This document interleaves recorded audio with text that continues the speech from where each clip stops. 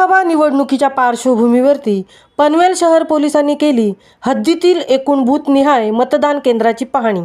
आगामी लोकसभा निवडणुकीच्या पार्श्वभूमीवरती गेल्या 4 दिवसापासून पनवेल शहर पोलिसांनी हद्दीतील एकूण बूथनिहाय मतदान केंद्राची पाहणी करून त्यांचा आढावा घेतला आहे।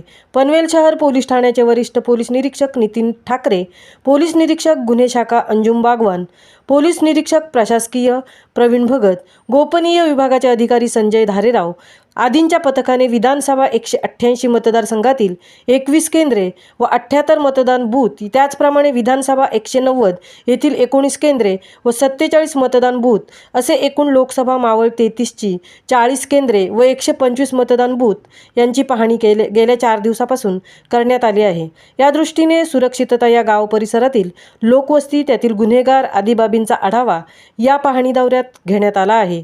महामुंबईसह संजय कदम, पनवेल।